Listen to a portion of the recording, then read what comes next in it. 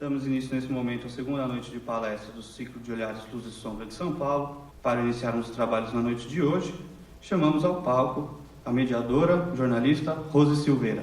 Obrigada, boa noite. Eu quero convidar os dois debatedores de hoje, o Daniel Camargo, cineasta,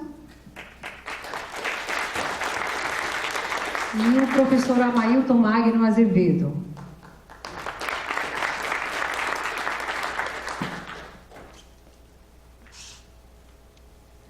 O ciclo de debate de hoje vai trazer como tema Olhares para o Sonho e a Imagem, o cinema da boca do lixo, a fotografia e o samba.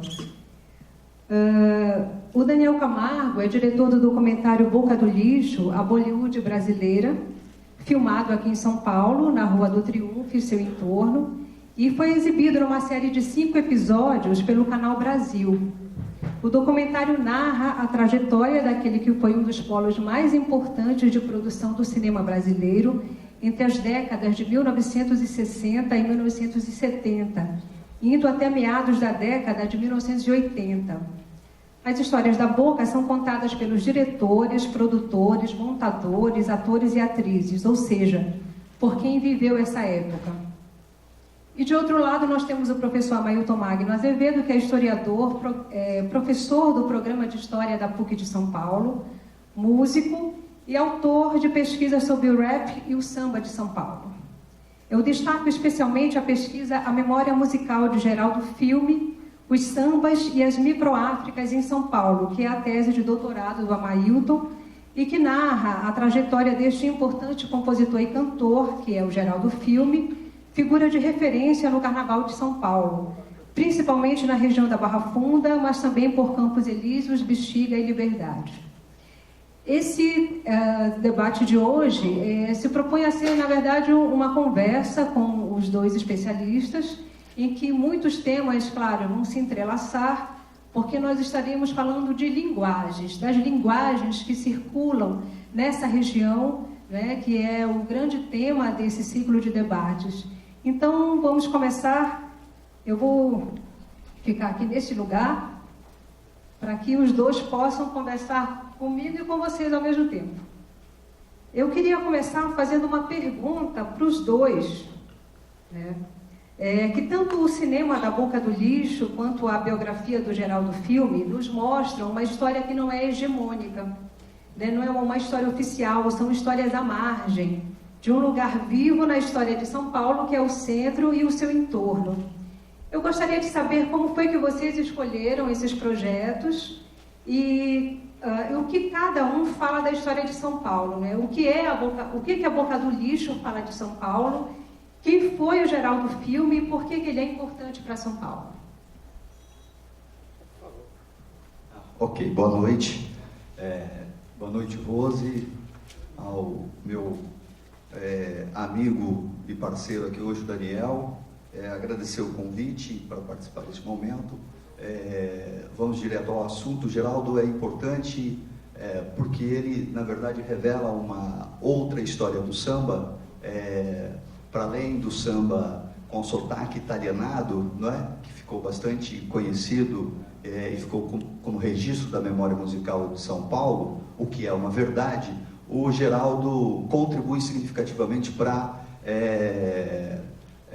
apontar, sugerir para outras memórias rítmicas e do próprio samba, né? Com o sotaque do samba rural, dos negros do interior, enfim, das festas negras em São Paulo e no interior. De um modo geral, a gente poderia dizer que o Geraldo tem essa importância fundamental para a história da cidade de São Paulo e para a história da população negra paulista, que nós vamos comentar aqui ao longo desse debate. Maravilha. Bem, para começar, eu sou carioca. Então, o que o carioca foi querer se meter no centro de São Paulo para ver aquele tipo de cinema? Primeiro é que a produção cinematográfica de São Paulo, da Boca do Lixo, daquela área de Santa Efigênia, entre final de 60 até meados de 80, foi praticamente 70% do que se filmava no Brasil. E essa história que é tão importante meio que foi varrida para debaixo do tapete da nossa história audiovisual. Ah, mas era só filme de sacanagem, mulher pelada, palavrão, pornô chanchada. Para começar, não era só isso. Eles foram alvo de muitas críticas, até pesadas. Havia filmes ruins, claro, mas filme ruim há em qualquer cinematografia. Em todo caso, era importante trazer à tona essa parte da nossa história. E com os dramas de todo mundo que quis fazer cinema naquela época. Por sorte, eu acho que houve uma conscientização maior e esses filmes de lixo passaram a ser cult, ou melhor, são duas palavras tão próximas e tão difíceis de definir, o trash e o cult, mas hoje eles ganharam uma releitura e meio que conseguiram fugir do estereótipo, mas ainda há muita coisa para descobrir sobre esse tipo de produção que está intimamente ligado a tudo que rolava naquela região, inclusive o samba, claro, né? Deixa eu só fazer um acréscimo aqui. Eu tenho uma sequência de perguntas, depois a gente abre para o público e eu queria que alguém só, por favor, sinalizasse para mim quando houvesse, né, esse desejo de manifestação por parte do público. Eu queria fazer agora uma pergunta diretamente para o Amailton, ou melhor, eu vou começar com o Daniel aqui, que assistindo ao documentário sobre o cinema da Boca do Lixo, Daniel, a gente percebe o quanto aquele polo foi dinâmico, né? Formou profissionais, empregou muita gente em várias áreas do processo de produção de filmes e colocou no mercado uma produção intensa que ocupou as salas de cinema. Na sua opinião, a Boca do Lixo transcende o espaço e a história de São Paulo? Qual é o lugar desse polo de cinema na história do cinema brasileiro? Olha, é muito simples, para começar pela quantidade. A gente pode falar que entre 65% e 73% da produção brasileira saiu de lá. E o que era mais interessante, era um cinema independente, sem tanta dependência do Estado, não havia lei de incentivo, captação. Foi o mais perto de uma indústria cinematográfica que o Brasil já chegou. E de lá saiu muita gente que está aí até hoje. Desde Vera Fischer, Antônio Fagundes, diretores, produtores, muitos atores. E o mais importante, era gente de cinema. Era gente que você só conseguia ver indo para uma sala de exibição. Diferente de hoje, que de repente o que vai vender um filme é se é um ator de televisão conhecido que está lá. Não, se eu queria ver uma Helena Ramos, um Davi Cardoso, eu tinha que ir ao cinema. E o cinema mostrava coisas que eu não ia ver na televisão também. E por mais que falem, mas era basicamente só sexo. Não é, tinha de tudo. Desde filme infantil, filme espírita, musical, filme caipira, tinha de tudo. A multiplicidade de gêneros era muito intensa. Então não tem como ignorar esse período. O Brasil não é só cinema novo, não é só chanchada. O Brasil também tem diversos tipos de cinema. Então não tem como deixar de não valorizar o cinema da Boca. E aqueles chamados filmes históricos também, né? Que muita gente viu. Certamente. Independência ou Morte, quem não lembra, hoje a gente acha que pouca gente lembra mas até alguns anos, Dom Pedro I era Tarcísio Meira. Ou melhor, e muitos outros.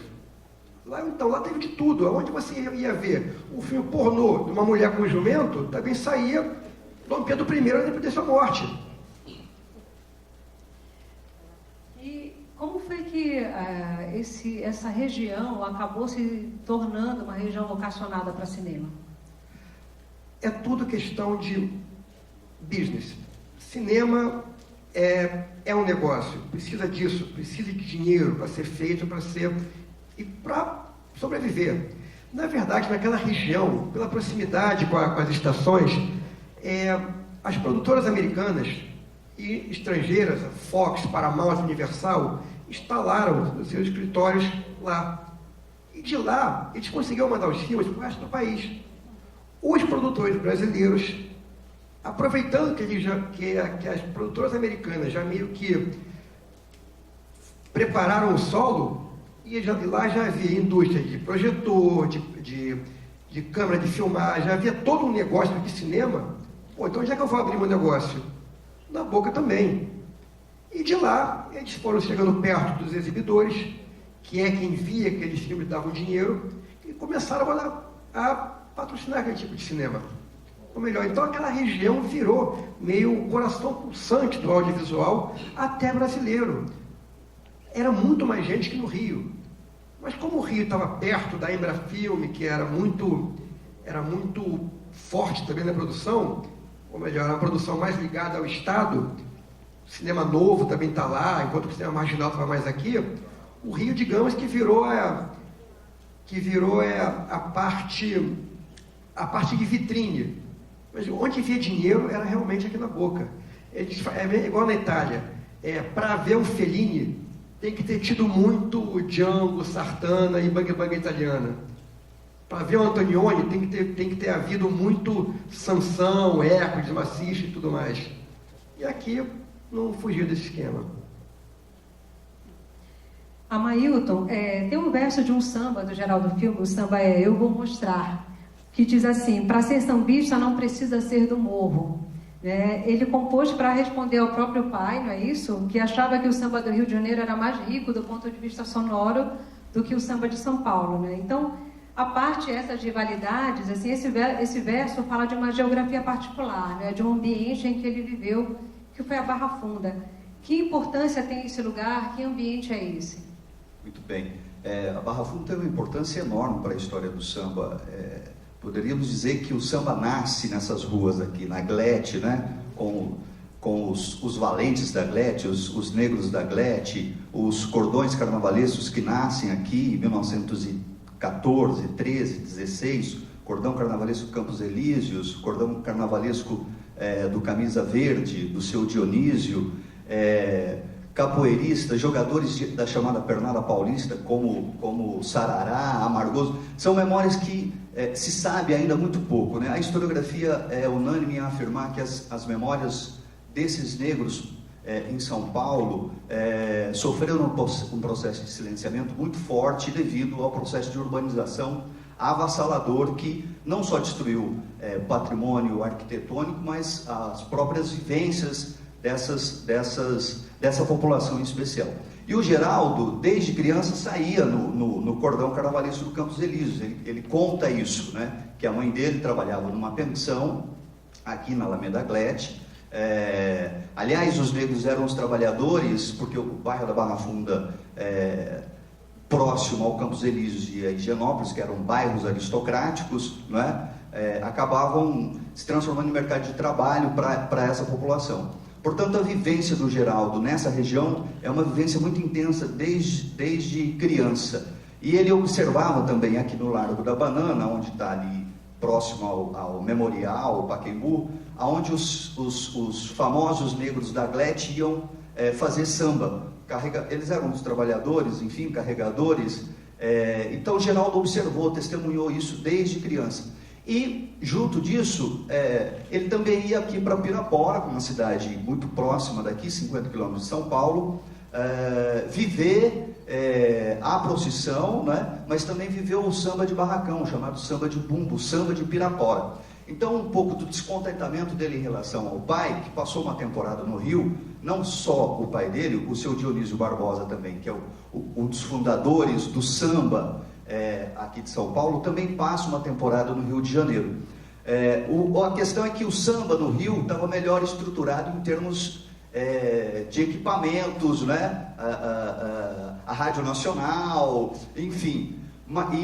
Portanto, o pai dele imaginou que pudesse aquele samba do Rio de Janeiro ser já um modelo para o samba de São Paulo. Isso deixa o seu filho muito descontente, né? E ele vai compor esse samba, dizendo que aqui na Barra Funda existia bambas, e bambas bons, né? que faziam samba. Não só na Barra Funda, né? Mas nós temos que pensar que o Bexiga, que era durante o século XIX inteiro uma espécie de quilombo, né?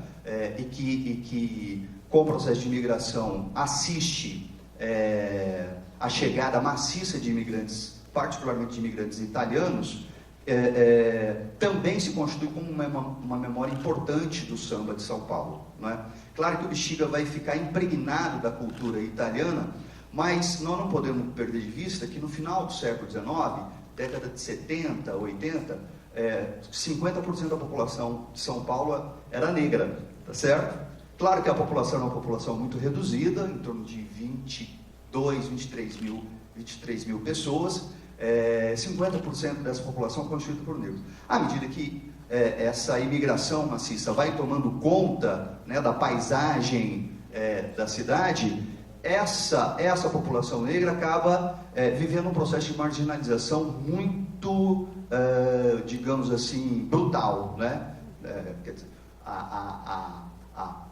a metrópole, a São Paulo, como se projeta como a locomotiva, produziu uma violência, né, em termos de produção de desmemória, né, física, arquitetônica e cultural muito forte. Então, com esse processo de entrada maciça de imigrantes e destruição de patrimônio arquitetônico negro, como a Igreja de Nossa Senhora do Rosário, que hoje é onde está a Bolsa de Valores, esses negros acabam segregados nesses redutos: Barra Funda, Bexiga e Liberdade, né? Então, podemos considerar esses 3 núcleos, 3 redutos históricos da formação do samba de São Paulo, que mistura esse samba que chega com os, vamos dizer assim, não um samba urbano, tá certo? Mas os diversos ritmos do interior, congadas, moçambiques, festa do divino, dos negros de Campinas, Araraquara, Piracicaba, que chegaram aqui depois da escravidão, tá certo? E que se misturam já com a população negra histórica da cidade, que vivia mais ali próximo à região da Sé, né? Onde está ali, onde estava a igreja do Rosário, que hoje está aqui no Largo do Paissandu, aqui também muito próximo. Aliás, a história das Irmandades Negras é muito interessante, porque no processo de expropriação da igreja, eles recebem 250 réis, que dá para comprar um terreno numa zona alagadiça que era o Largo do Paissandu, no início do século XX, não é? Então, isso revela como que isso que a historiografia chama de uma modernidade canhestra, desajeitada, né? Que promove essa segregação, enfim, essas desmemórias, eu poderia dizer. Tá? Então, o Geraldo é um homem, mais do que sambista, ele está preocupado com essas memórias negras. Ele compõe samba preocupado em reconstruir essas memórias, né? Então, ele vai falar da Barra Funda, ele vai compor o samba que fala do Bexiga, que fala da Liberdade, que fala das escolas de samba, do Vai-Vai, do Peruche, enfim. Mas é engraçado, né, que são, como as duas histórias são similares, que tal como com o cinema, né, enquanto que o foco, a estrutura estava no Rio de Janeiro, o pessoal aqui do centro teve que meio que provar que também fazia, mostrar, né? Provar que fazia. Como não havia ainda uma indústria, vamos dizer assim, fonográfica constituída, consolidada, estamos ainda tentando dizer que há samba na cidade, né? Nós aí estamos algo que entre os especialistas, entre os sambistas, também já é algo resolvido, né? Mas acho que é fundamental a gente reiterar que essa memória do samba existiu, persistiu, né? E está aí ainda. Eu não sei aqui em São Paulo, mas no Rio teve um movimento de jongo muito forte. Em São Paulo também, Daniel. Essa é uma outra questão muito importante, porque o jongo era muito comum nesses redutos negros, aqui na Barra Funda em particular. Essa é uma questão. Por que o jongo desaparece? A umbigada desaparece. A umbigada é praticada aqui na Barra Funda até os anos 50, pelos famosos negros da Glete. Esses negros brigões, vistos como negros de segunda, terceira categoria, né? Eles praticavam um umbigado chamado samba, o samba tradicional, genericamente denominado de batuque, né? Mas esses jongos eram experiências rotineiras na vida dos negros aqui da Barra Funda, não é? Mas isso é uma questão. Por que ele desaparece? Aí está a intolerância por parte da igreja. As festas liturgias ligadas ao catolicismo, essas musicalidades permanecem. Não à toa que os negros cristãos, os negros da Glete, não eram tão assimilados assim. Os mais cristianizados não gostavam muito de estabelecer relações com os negros da Glete. Então, as Áfricas rítmicas menos, vamos dizer assim, amalgamadas, elas desapareceram, né?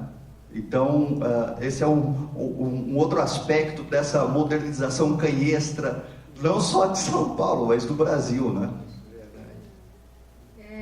Bom, quando se fala no geral do filme, em toda essa dinâmica que ele viveu, nós estamos falando de uma resistência de uma cultura negra a ordens instituídas, né? Daniel, a mesma coisa se aplica, por exemplo, à Boca do Lixo. Nós estamos falando de resistência também quando falamos desse cinema, na Boca. Eu queria que vocês falassem até um pouco sobre isso, essa circunstância de resistência, né?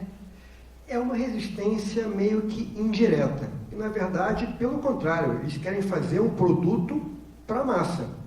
Querem fazer um produto para dar dinheiro para poder fazer mais e de qualidade melhor.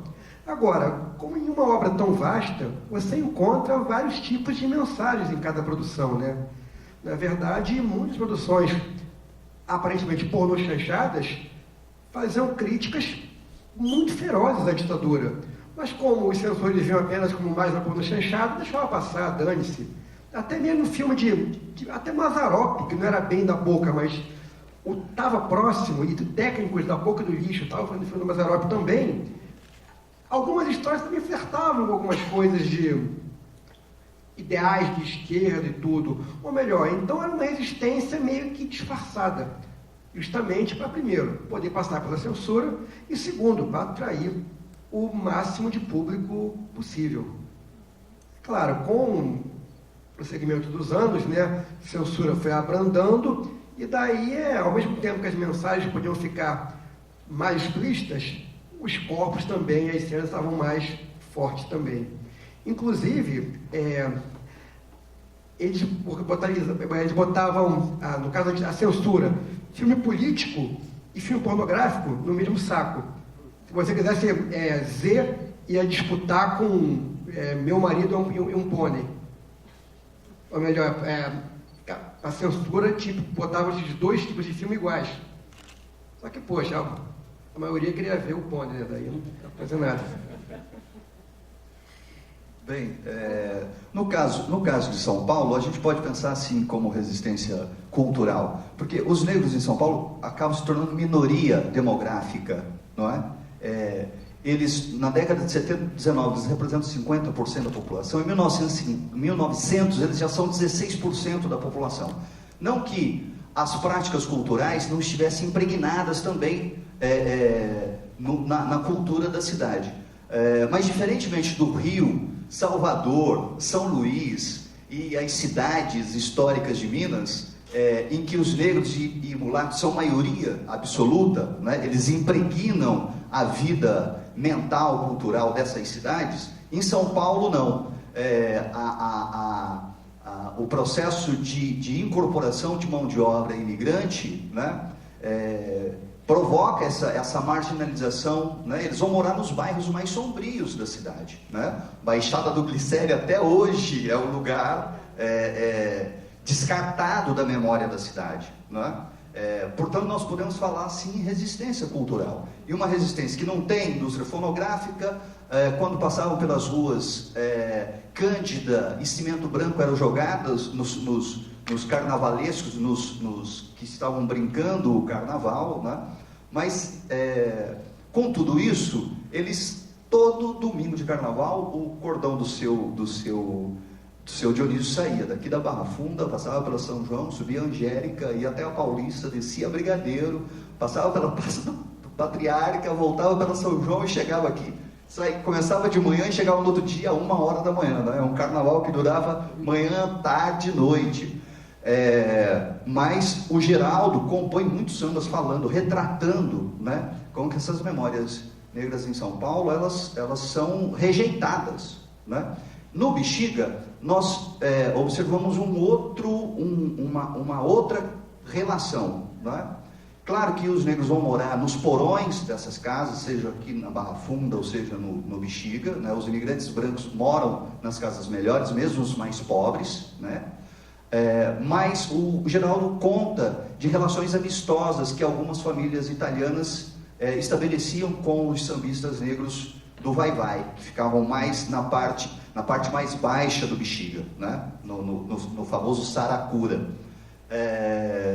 Então, mesas eram postas com comida italiana para que esses sambistas pudessem se alimentar, enfim, em troca eles cantavam, dançavam e se imiscuíam nessas festas religiosas dos santos italianos, enfim. Mas, diferente do Rio de Salvador, eles não são maioria demográfica, né? Eles são minoria demográfica. Então, nós temos que pensar assim, numa memória de resistência cultural e física, não é? E física, porque esse processo de imigração sufoca muito essa população, tá certo? Veja, em 1870 a cidade tem 22 mil, 1900, 260, 1920, 500 mil pessoas, 1950, 3 milhões de habitantes. Certo? Mas a imigração cessa na década de 30. 50 a 60% da imigração europeia, particularmente italiana, vem para São Paulo. Certo? Então, isso impregna a vida mental e cultural da cidade.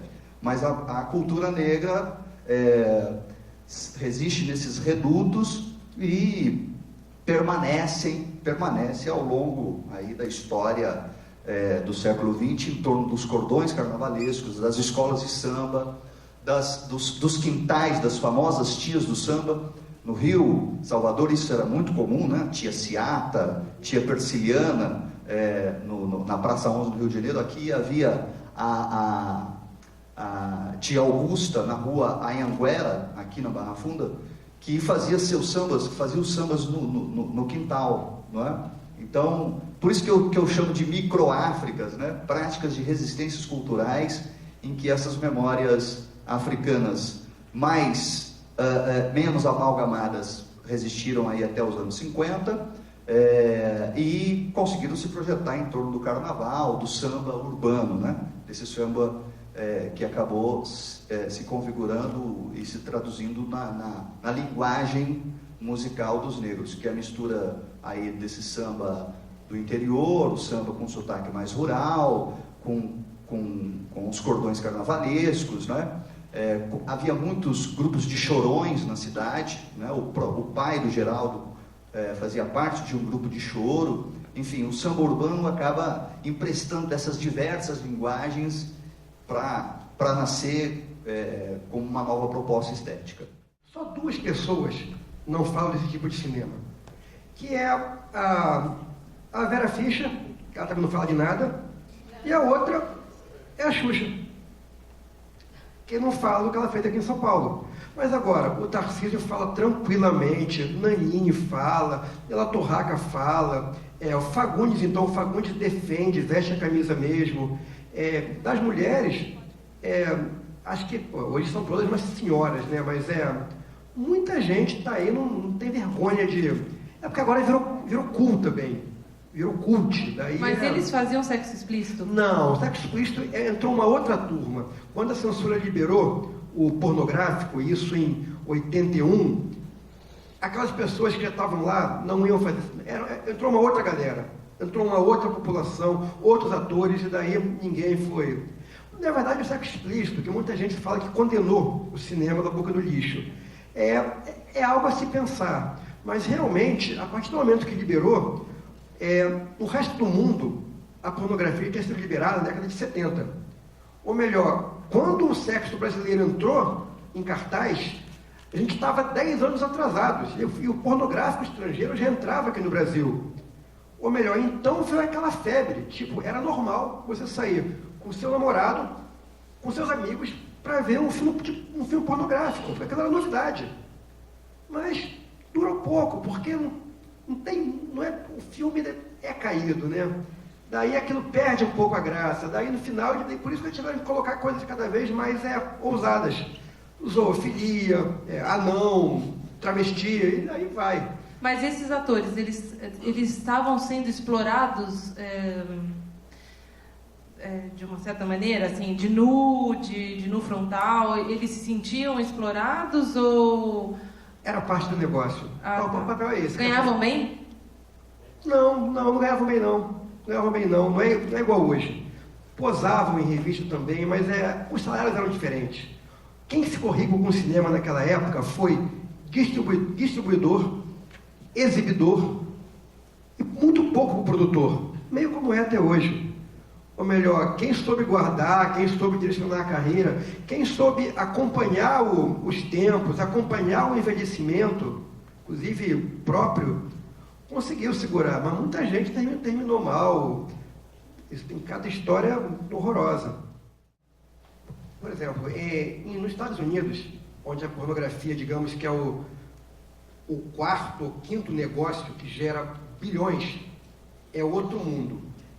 Poucas pessoas conseguem passar do filme hardcore, do pornô, para o não hardcore.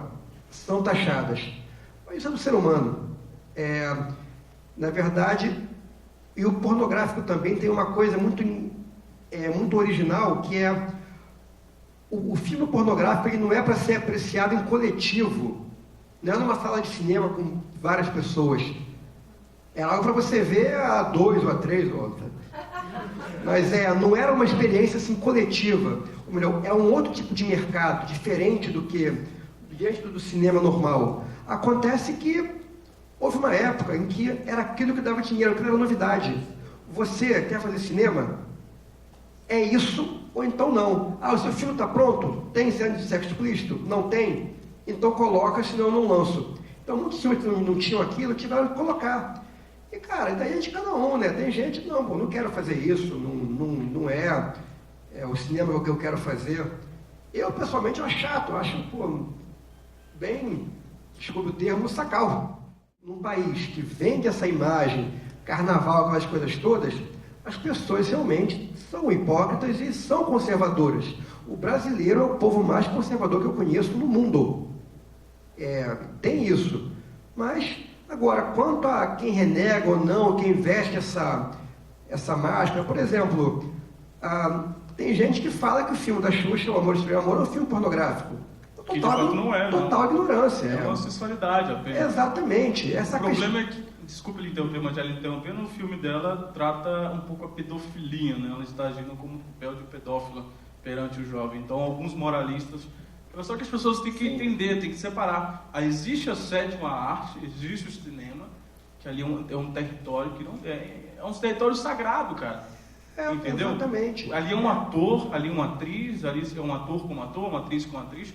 Pronto, acabou. Você tem toda a razão. Inclusive, e hoje em dia tem muitos filmes que tem cenas de sexo explícito. Lars von Trier pode, o outro não pode. O Michael, acho que é o Winterbottom, que fez o chamado 9 Canções. Tem cenas de sexo explícito mesmo. O explícito é o que não está escondido, é o que você vê.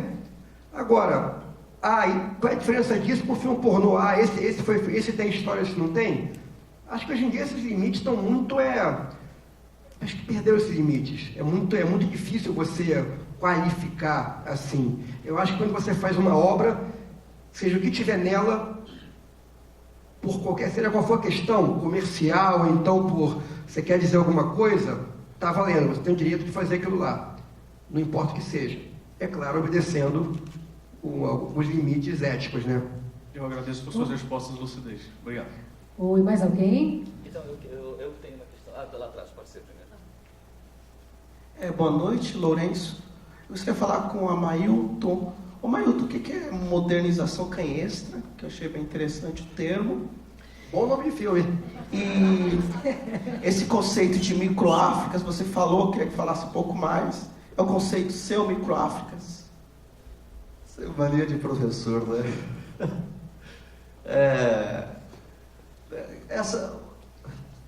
A ideia de São Paulo moderna, que expulsa, violenta, desajeita, destrói, né? O canhestro nesse sentido, né? Uma falsa modernidade. Então, construir palacetes no Campos Elíseos, na Glete, Higienópolis, né?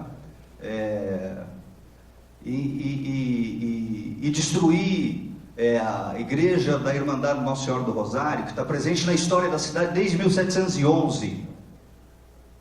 É isso que eu estou chamando de canhestro, de esquisito, estranho, não é? Enfim, e de microáfricas,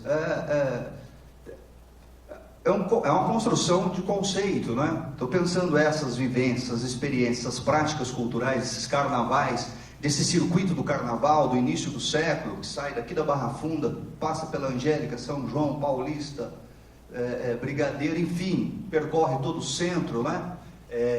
Pensando essas experiências negras na cidade, como chamando essas experiências que preservam valores não puros, tão pouco autênticos ou originais da África, particularmente de uma África que é a África congo-angolana, né? Então, quando estamos falando de samba de bumbo, Moçambique, Congado, nós não estamos falando de Yorubá, não estamos falando de Fon, não estamos falando da Yorubalândia, não estamos falando dos Bantus, não é? que chegaram aqui ao longo de toda a história da escravidão, mas particularmente no século XIX, chegou muito Bantu no Sudeste brasileiro, Rio, Minas e São Paulo. E essas memórias musicais, práticas de cozer, formas de constituir família, estão muito mais linkadas a essa África congo-angolana que chamamos de África Central, não é? Fragmentos dessas memórias persistem no jongo, na umbigada, não é? Nas muquecas, no cuscuz feito com camarão de água doce, não é? Não tem só muqueca na Bahia, não tem só muqueca no Rio de Janeiro. Esses negros faziam, né, as quitandeiras, as quituteiras negras de São Paulo. Enfim, essa vasta experiência que eu estou denominando de uma geografia do samba em que essas pequenas Áfricas se constituíram, não é? E que estão aqui, estão no Bexiga, no Lava Pés, que são os redutos históricos, mas não só no Bosque da Saúde, né? No Jabaquara, o Quilombo do Jabaquara. Agora, recentemente, se descobriu o Quilombo de Pirituba, que eram áreas longínquas, né, para a época. A própria Barra Funda era uma área distante da Praça da Sé, do centro histórico, né, ali da 15 de novembro, da Rua Direita, Praça do Patriarca, a própria Praça da Sé, enfim. Então você imagina o Jabaquara na década de 30, não é? Então essas pequenas Áfricas se espalharam por toda a geografia da cidade, não é? Da zona oeste de Pirituba à zona sul até o Jabaquara, não é? E se concentram sobretudo no chamado centro histórico da cidade, não é? Essa região que estamos tratando aqui. Respondi? Eu posso só fazer uma complementação em relação a isso? Assim, sei lá, na década de 1950, 60, na historiografia já se contestava essa ideia de que para estudar cultura negra no Brasil você teria que pensar em sobrevivências africanas, né? Quer dizer, você não está falando disso, na verdade. Quando se fala hoje de cultura negra, estudar, olhar essa cultura negra, do que se está falando? Não estamos falando de resíduo, não estamos falando de restos, de sobrevivências residuais, não estamos falando disso. Tá? Estamos falando de práticas culturais que impregnaram a vida da cidade. Tá? O samba está aí, não é folclore, não é sobrevivência, não é resíduo. O samba da Vai-Vai está aí, desde 1930, quando eles formam lá o cordão esportivo carnavalesco Vai-Vai, que era uma dissidência de um clube de futebol, que era o Cai-Cai, né? Houve uma briga entre os negros do Bexiga e formaram o Vai-Vai. Assim como os famosos negros da Glete eram exímios jogadores de futebol, tinha um time de futebol que se chama São Leopoldo, se a minha memória não me falha agora. Então não estamos falando de restos, sobrevivências, não é disso, de práticas que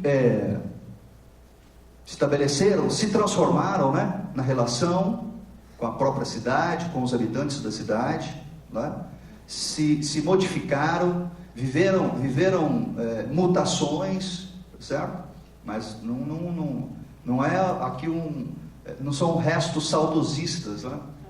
Não são experiências de uma saudosa maloca, não. A maloca está viva, presente, continua, permanece, tá certo? Na década de 70, houve um movimento muito forte nos Estados Unidos, que é o que a gente chama de Black Exploitation, que, por exemplo, o Tarantino tem alguns anos fez aquele filme, o Jack Brown, que é justamente uma releitura desse tipo de movimento. O som negro, principalmente aquela coisa funk groove da década de 70, já estava meio forte aqui, tanto que o Tony Tornado foi galã de filme na Boca. Mas, normalmente, quando a gente fala desses personagens, desses tipos, é mais a visão popular, estereotipada de piada mesmo. Quando a gente está contando uma piada, tem a figura do homossexual, da lésbica, do sapatão, do negro bem dotado. Ele pega esses códigos que a população reconhece e joga na tela. Na verdade, o sucesso estava aí. Primeiro, pela identificação, que você reconhece aqueles símbolos que você conta em piada ou você ouve história. E, é claro, na nudez. Se você queria ver isso, era só no cinema. Hoje não tinha internet, não tinha televisão, você só podia ver sexo, no caso, antes do pornô, nudez, no cinema. Então, esses códigos também estavam lá. Mas, por exemplo, não chegou a ter nada próximo ao movimento tipo Black Exploitation aqui no Brasil. O que é a ver, assim, faz parte da nossa convivência, da nossa cultura. Então, vai ter oriental, vai ter negro, vai ter homossexual, vai ter francês, vai ter de tudo. Mas sempre nesse tom principalmente nas comédias, né, de estereótipo.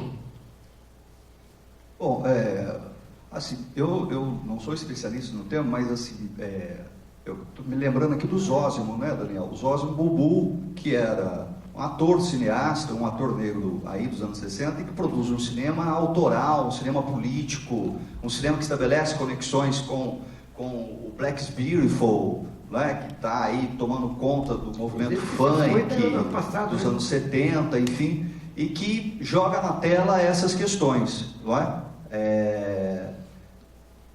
Não muito na linguagem do Jack Brown, né? Mas um cinema mais politizado, um cinema que tenta produzir uma outra imagem. E recentemente aqui em São Paulo, o Jefferson D. Eu acho que o Daniel deve conhecer. O Jefferson D. tem conseguido aí romper fazendo cinema no Brasil é caro, né? E você imagina então para a população negra é muito mais difícil. E o Jefferson está conseguindo romper um pouco essa história. Mas comente, o Daniel melhor, porque ele é especialista no tema. Foi bom você ter citado o Zósimo, que o Zósimo só para complementar, só para eu compreender esse movimento, o Spike Lee faria parte disso? O Spike Lee é do final dos anos 80. O Zósimo está produzindo isso lá nos anos 60, início dos 70, né? Não longas, eu não conheço nenhum longa do Zósimo desse período, mas pequenos documentários. O Spike Lee é do final dos 80, né? Em que ele se projeta internacionalmente, né? Como Faça a Coisa Certa, que o corpo da obra 6 exato. E outros filmes. O Zósimo, no caso, em termos de longa, a maioria está no Rio. Mas, por exemplo, Amor Interracial.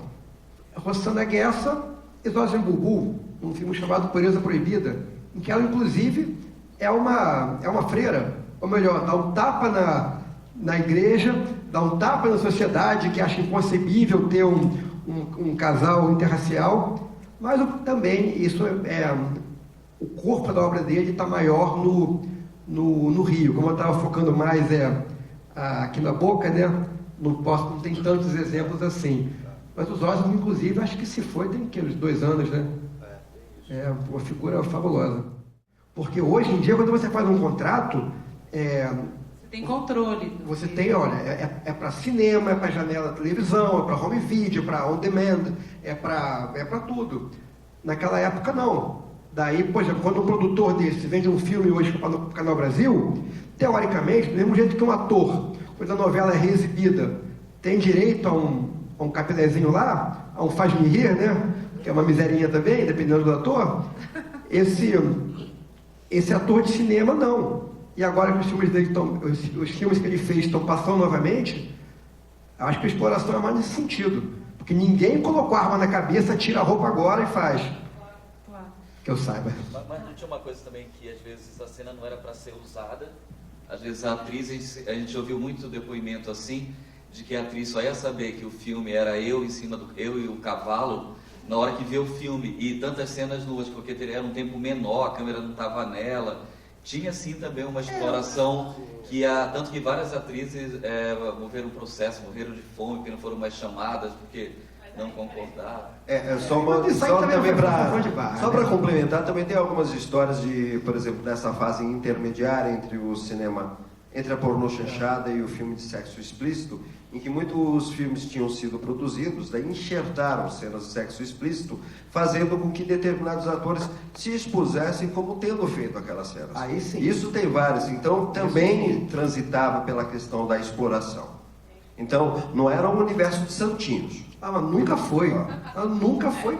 Só isso é para interessante esclarecer, porque então, só é para esclarecer, interessante tem que ter uma porque questão revela- que é uma exploração assim, trabalhista, né? Assim, e essa outra que eu estava tentando entender é, né, se a mulher ou o homem se sentiriam explorados pela nudez e pela questão do tabu sexual, né? Mas assim, de fato, a exploração trabalhista acontece e não é legal. Os melhores pensadores e políticos do século XIX eram negros baianos, tá?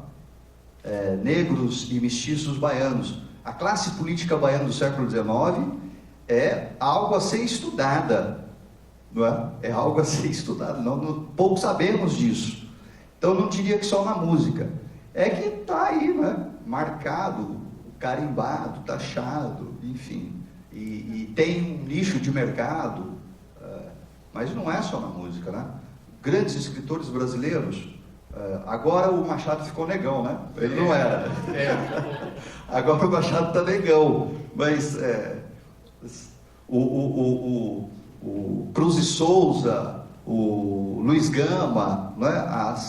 A memória literária brasileira passa pelos negros. A miscigenação não é apenas uma experiência biológica. Essa é uma verdade incontestável. A questão é que ela está saturada de ideologia. Então, quando um sobrinho meu, que é mais preto do que eu, se diz branco, quando o Neymar, que está todo mundo vendo que ele é mestiço, quando o Ronaldinho, que está todo mundo vendo que ele é mestiço, se dizem brancos, está aí a questão de como que a ideologia da mestiçagem produz ou empurra os negros e encurrala os mestiços na ideologia do branqueamento. Né? Todo mundo quer ser branco, tá certo? Os negros da Glete não. Não, mas não é a questão, não estamos pensando um pouco o Brasil, né? E São Paulo em particular, enfim. Olha só, havia tensões entre os negros cristãos e os negros não assimilados, que são o seu Dionísio, por exemplo, uma figura importante, mas ele não queria muito contato com os valentões da Glete. Ele até admitia que os valentões da Glete cuidassem das festas, porque eles, na verdade, eles ficavam nos bares aqui na Glete, na Norte, aos arredores, havia muito samba, eles ficavam com uma espécie de segurança, mas eles não podiam entrar. Então eles se prestavam a ser segurança, ficavam conversando, bebendo, claro, óbvio, que bebiam cachaça. Cachaça é um termo sofisticado, bebiam pinga, não é?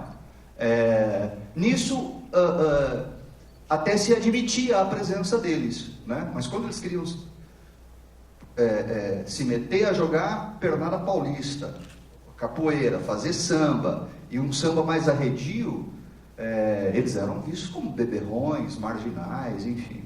Então essa é uma questão, essa é a questão vital brasileira, né? A miscigenação como ideologia do branqueamento, tá certo? Olha só, o Geraldo vai conseguir gravar o primeiro disco com 50 anos de idade. Ele vai gravar o primeiro disco em 1980. Claro que ele tem participações em outras gravações, mas um disco autoral dele só em 1980, que é o Geraldão da Barra Funda. Olha só que de novo firmando a Barra Funda como um espaço importante. É fácil achar esse vinil por aí? Nos selos, sim. O Adoniran se destaca porque ele vai para o Rio, né? Ele vai para o Rio, vive no Rio e tem acesso à indústria fonográfica no Rio de Janeiro. Então, ele grava mais cedo, o Adoniran. O Geraldo não. O Geraldo não consegue porque ele está participando desses carnavais, está indo para a procissão aqui em Bom Jesus, está ligado à movimentação das escolas de samba. Ele é muito mais um sambista das escolas de samba do que um homem do mercado musical, não é? Então foi muito mais difícil. O Cartola também, né? Outra história de um sambista que consegue gravar muito tarde, mas caso particular de São Paulo, a indústria fonográfica e o acesso a ela para esses sambistas negros é muito, muito dificultoso o percurso, tá certo? Mas quer dizer, Outros artistas. Como é que é? Mas e os outros artistas, quer dizer, essas grandes empresas, Polydor, enfim, RCA Victor, elas não tinham filiais em São Paulo? Você tem notícia disso? As pessoas iam para o Rio para gravar lá? Não, isso já a partir aqui do período após anos 50, né? Mas naquele período, o Adoniran vai para o Rio nos anos 30, certo? Ele é um pouco mais velho que o Geraldo, né? Mas falando particularmente da experiência pessoal desses sambistas, do Nenê, da Vila Matilde, que faleceu recentemente, do Pé Rachado, do Tobias, do Zeca da Casa Verde, do Geraldo Filme, né? O acesso a essa indústria fonográfica é muito mais difícil. Porque também eles estão preocupados, eles estão vinculados a um outro circuito, né? Não podemos também vitimizar, né? Essa experiência. Eles estão vinculados a um outro circuito, que é o circuito das escolas de samba, das festas, desse circuito, né, do carnaval, menos da indústria fonográfica. Mas o registro mais antigo é de quando, assim, que houve alguma gravação? Do Geraldo? Não, desse povo todo aqui de São Paulo, antes da década de 50. Teve algum registro assim? Já gravaram? Olha, eu não conheço, viu? Na minha pesquisa eu não encontrei nada disso. Gravações desses sambistas dessa época, não tem nada. Assim que eu saiba, não é? que eu tenha tido acesso, não encontrei nada nesse sentido. Pode até ter, não é? Pode até ter, mas se eu fosse falar aqui, falaria então, de orelhada, né? Então são muitas vozes que se perderam mesmo, a gente não tem como ouvir. Ficaram mais linkadas na tradição oral, né? Aliás, esse era inclusive no Rio de Janeiro, quando ia se apresentar um samba, que seria o samba do próximo carnaval, ficavam cantando samba a noite inteira, até decorar a letra, e aí, quando todo mundo tivesse decorado a letra, o samba poderia ir para a avenida. E a função da chanchada era isso, lançar as músicas de carnaval na próxima temporada. Na voz de Calbi Peixoto, de todo mundo. Então, você falando, os cantores do rádio, né, dos anos 30, 40, 50, no caso particular do Rio de Janeiro, eles vão comprar os sambas, né? Mesmo porque aqueles sambistas viam nesses cantores do rádio uma boa maneira de conseguir algum dinheiro, não é? Esse é um caso particular do Rio de Janeiro, né? Essa Francisco Alves, por exemplo, não é? Então o Cartola vai vender seus sambas, o próprio Pixinguinha vai fazer um acordo com o Benedito Lacerda no momento que o Pixinguinha está muito vulnerável, ele está vivendo um período muito difícil da vida dele, né? E o Benedito faz um acordo meio estranho, que era colocar o seu nome como coautor de pérolas do choro brasileiro, né? Então, todas as músicas que vocês virem lá, Pixinguinha e Benedito Lacerda, é o momento que o Pixinguinha teve que fazer o acordo com o Benedito para conseguir emprego, né? De arranjador nas rádios, enfim. Ele era um orquestrador, um arranjador, além de flautista e saxofonista, né? Mas no caso particular de São Paulo, assim, de bate-pronto, não tenho nenhum caso, né? Com exceção do Adoniran mesmo, que vai para o Rio e passa uma temporada lá e consegue penetrar a indústria fonográfica. Agora é interessante que quando a gente procura na internet referências sobre o Geraldo Filme, você tem entrevistas dele, uma documentação sobre o samba, sobre o Carnaval de São Paulo e referência a ele, né? Tem um programa, acho que é o da cultura, é o ensaio, né? Em que ele fala longamente, ele canta. Mas veja, esse é um programa de 1992. Exatamente. Então é um registro recente, né? Que tem um filme também que reconstrói a história do Geraldo Filme, né? Exatamente. Crioulo Cantando Samba Era Coisa Feia, é o nome do documentário, né? Em que a partir das relações de amizade e do universo do samba, o diretor consegue reconstruir as memórias através do Geraldo da história do samba, né? Mas é uma produção audiovisual muito recente, né? Essa entrevista do Geraldo é de 1992 e esse documentário é de 2000, né? Que consegue compilar um material e fazer um documentário, entrevistar algumas pessoas, né? Que foram importantes, enfim. Claro que também tem a relação do Geraldo com o teatro, sobretudo com o Plínio Marcos. Então você tem registros de época, né? Registros de época em que ele está junto com o Plínio, ele compõe algumas músicas para algumas peças do Plínio, sobretudo quando o Plínio quer falar de pobreza, candomblé, orixá, e o Zeca da Casa Verde, o Toniquinho o Batuqueiro e o Geraldo participaram desse período aí com o Plínio na produção de uma trilha sonora do teatro. Então você tem também, nesse documentário, Crioulo Cantando Samba Era Coisa Feia, tem registros de época, né? Início dos anos 70, do Geraldo, do Plínio Marcos, Zeca da Casa Verde, tá certo? Os outros registros são fotografias, né? Então você tem fotografias que se remetem ao início do século, né? Dos sambistas, de grupos de choro, dos chorões com cavaquinho, com pandeiro, enfim, vai começar a aparecer esses instrumentos na mão dos sambistas, porque até então era urucungo, calimba, os instrumentos africanos, né? Esses instrumentos ainda é um enigma para quem está pesquisando. Por que desaparece? A gente desconfia. Por exemplo, o jongo desaparece porque a igreja não permite. A umbigada desaparece porque tem essa repressão policial, enfim. Mas a memória dos instrumentos também, né? Alguns instrumentos só começam a reaparecer na música, na mão dos músicos brasileiros, com a geração do que chamamos de MPB, né? Então vai reaparecer nas mãos do Gil, do Caetano, do próprio Carlinhos Brau, essa geração mais recente, instrumentos tocados pelos escravos do século XIX, por exemplo, a calimba, tá certo? Um micro piano com algumas teclazinhas de metal. O pessoal da MPB resgata, né? Revive essa memória dos instrumentos, enfim. Tem muita fotografia, tem bastante, né? Fotografia tem bastante. Tem espaço para uma perguntinha que só é decorrente do que se falou agora.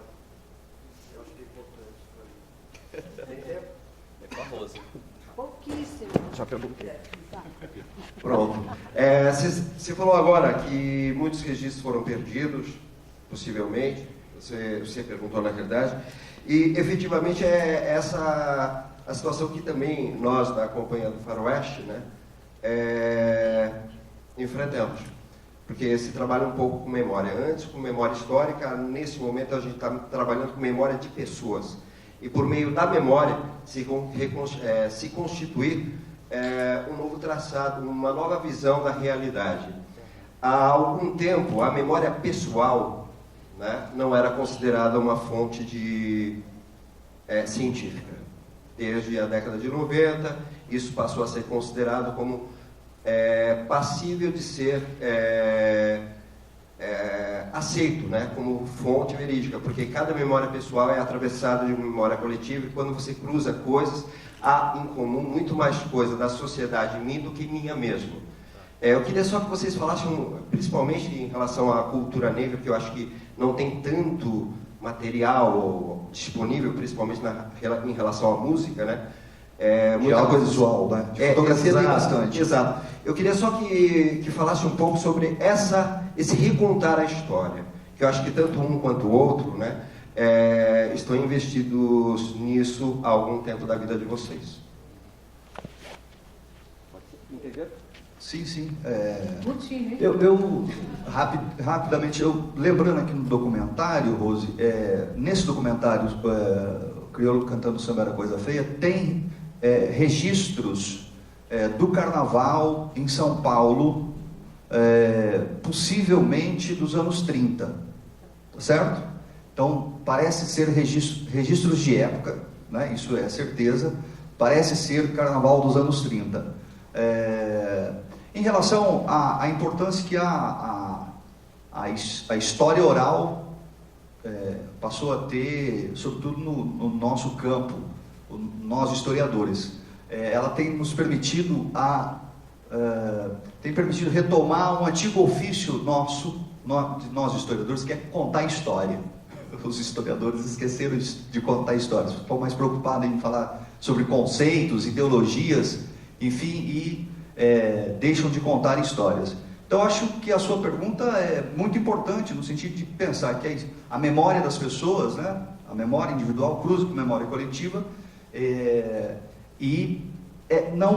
uma memória tão ou mais confiável que a memória escrita, porque a escrita é também alguém que escreveu, tá certo? Advém de uma primeira experiência, que é o conhecimento oral, né? E que se transfere para o papel, né? Então, se a história oral ou a memória oral não eram tão confiáveis há pouco tempo, agora os historiadores particularmente têm se debruçado muito e têm utilizado essa metodologia com bastante ênfase, porque ela tem possibilitado reconstruir memórias urbanas, sobretudo que diz respeito à população negra, né? Em que a tradição oral é uma experiência ainda muito viva, né? Se conta de avó para avô, de avó para neto, de pai para filho, né? Essas histórias do samba. Sabemos ainda muito pouco sobre os negros da Glete, porque os registros também são parcos, né? Então, uma possibilidade é a história oral, na tentativa de reconstruir a memória desses tão famosos negros da Glete, né? E eu espero que eles fiquem mais famosos, que tenha mais debate sobre os negros da Glete. Sabemos muito pouco sobre eles, né? Sabemos que eles estavam aqui na Glete, na Notman, aqui no Largo da Banana, onde está o memorial. Eles estavam circulando por aqui, tá certo? Sarará, Seu Amargoso, entre outros tantos bons e negros da Glete. No meu caso, por exemplo, houve o Oswaldo Candeias, que registrou muita coisa, tem muito material filmado. Houve uma revista chamada Cinema em Close-Up, que era justamente um noticiário do que acontecia na Boca, nos filmes que iam ser feitos, do que estava sendo lançado. Ou melhor, a Boca, desde sempre, preocupou em si, digamos, mostrar, até mesmo para garantir um público maior, para seduzir possíveis investidores. Então, além, muito registro de estilo.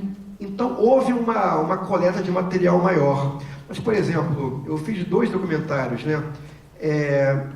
Eu dependo totalmente dessa história oral. aí sim que eu posso cruzar informações e tudo. Sem isso, a gente não poderia contar essa história, porque, bem ou mal, matéria de revista é uma matéria teoricamente paga. É algo para vender o filme. E no próprio documentário você está montando, né? Você grava alguma coisa de alguém, depois vai botar uma cena. Quando você corta algo, quando você edita, essa realidade já pode criar uma outra realidade. Então, acho que essa história oral é primordial para a gente manter, acho, qualquer coisa. Olha, para fechar mesmo, eu queria que vocês falassem de legados. Legado de geral do filme para a música brasileira, do cinema da Boca do Lixo para o cinema brasileiro. Quem nunca viu o samba amanhecer, vai no Bexiga pra ver, vai no Bexiga pra ver. Eu acho que esse essa música está na memória da cidade, na memória dos sambistas, certo? Esse é o legado de Geraldo, de ter feito músicas que conseguiram ultrapassar o seu próprio tempo, né? Um bom músico, ele consegue deixar, né, que suas músicas ultrapassem o próprio tempo de quem compôs. E eu acho que é um pouco a importância, né? Reitero, a Dona Irã é um registro importante, uma verdade incontestável, mas outras verdades precisam ser reveladas, né? Precisamos revelar outras cidades de São Paulo. Eu acho que esse é o legado fundamental do Geraldo. Silêncio no Bexiga é uma música que está na memória afetiva, né? Na memória sonora da cidade. Eu acho que não só da cidade, hein? Já vi muita gente pelo país cantando essa música. Bem, eu não vou tirar a roupa aqui, porque não... Mas não tenho essa voz também, né? Mas, olha, eu acho que o que a gente vê de audiovisual brasileiro hoje em dia é meio que fruto dessa geração, que, por sinal, é fruto da geração que veio antes. A maneira de contar uma história com a câmera, estando você na frente ou atrás, é uma construção feita sobre referência do que você já viu. Então, eu acho que o que se produz de audiovisual brasileiro tem raízes fortíssimas no cinema da Boca. E informações foram passadas para frente, conhecimento também. Então, quando alguém aponta uma câmera e enquadra e conta uma história através daquilo, ele está usando todo o repositório de ideias e informações que ele foi coletando na vida. E quem faz cinema, televisão, audiovisual no Brasil, consumiu diretamente ou indiretamente o que foi feito naquela época. E, poxa, e as pessoas, muitas delas ainda estão aí e são um retrato fiel de um amor ao cinema que eu não vejo mais tanto hoje em dia. Quando você conversa com eles, por piores que possam ter sido os filmes, havia um amor em fazer aquela coisa no set. Eu não quero nem ver depois, eu quero logo fazer o outro. Não quero ver pronto, mas o fazer em si era algo muito mais puro, talvez até inocente, do que a gente vê hoje em dia. Pô, se a gente conseguir salpicar um pouquinho daquele amor que a gente faz hoje, acho que já vai ser uma grande vitória. Bom, gente, então vamos agradecer aqui ao Amailton Azevedo e ao Daniel Camargo pela participação. Muito obrigada a vocês também.